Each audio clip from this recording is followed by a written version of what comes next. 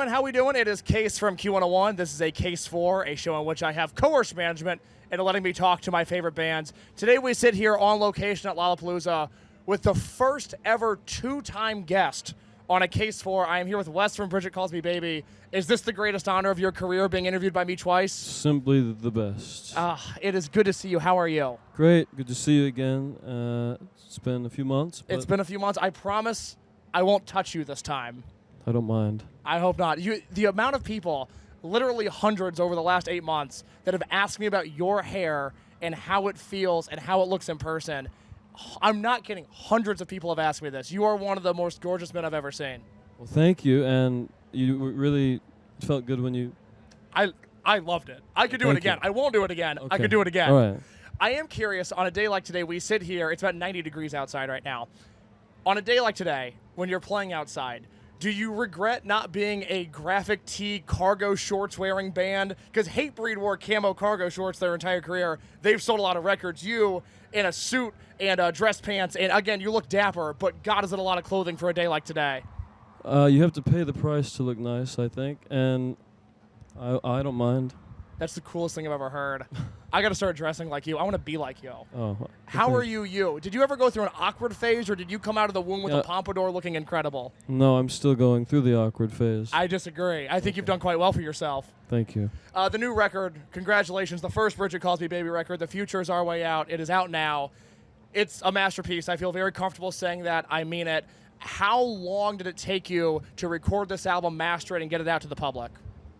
About 2 years, because we had about 12 songs, and then as we continued to write, we were like, well, half of these songs are worse than the songs we had just written, so then we had to cut the thing in half and essentially just pick from about 22 songs which ones we liked best for the debut, and that was a 2-year process. Yeah. I'm glad you got there. I'm curious, though. I say this as a hardcore Brigitte head. Obviously, you guys just had the EP out for quite a while. It was 6 songs.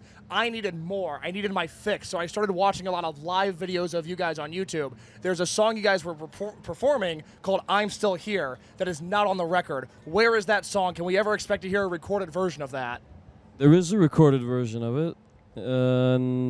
Maybe someday. Maybe someday? Yeah. It's a beautiful song. I hope to hear a recorded version of it one day. I think it may happen. Good. I'm looking forward to that. As for our relationship here with Q101, the last time we spoke was in December. You guys opened up at Twisted Christmas for Lovejoy. It was at the Aragon Ballroom, and never in my life have I seen so many people high-fiving each other in excitement, so many people wooing that maybe you weren't expecting to woo that night. I look at that as a night where a band like yourself, you guys took a level up in terms of popularity, in terms of momentum. Do you remember that show as that one that sticks out to you as a particularly special night? Absolutely, and obviously thankful for that opportunity. Q101 really did it for us on that. Yeah, because I think the majority of the people that were there had never heard of us. And so we were coming in as sort of a curiosity or like a question mark. Mm-hmm.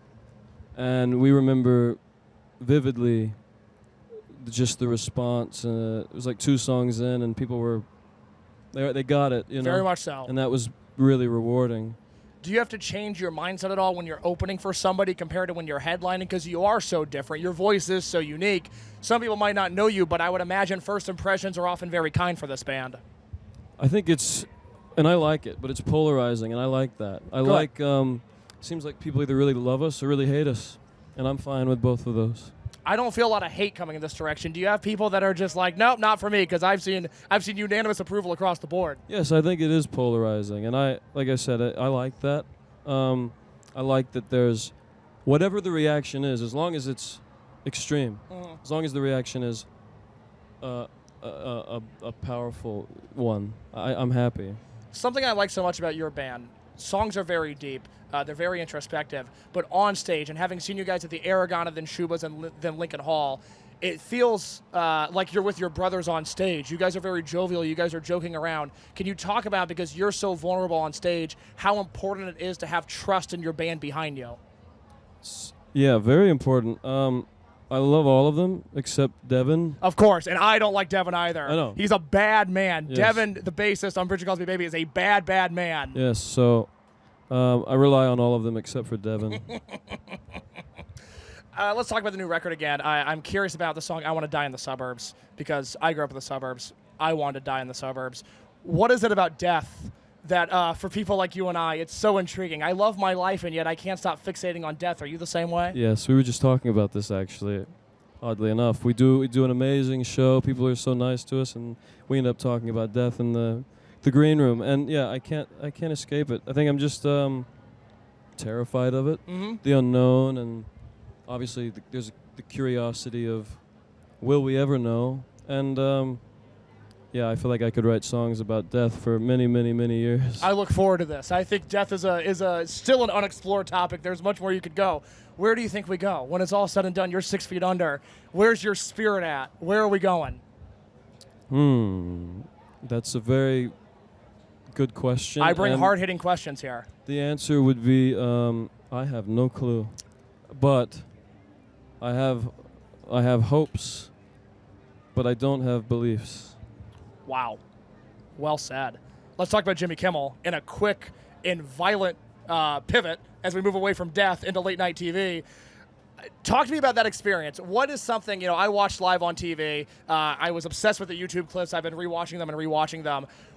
As a viewer, it looks like it's a very fluent operation. You guys came in, you crushed it, you left. What is something people might not expect while performing on late-night TV? I think, so we arrive at like 9 a.m. and we sit there until 5 p.m.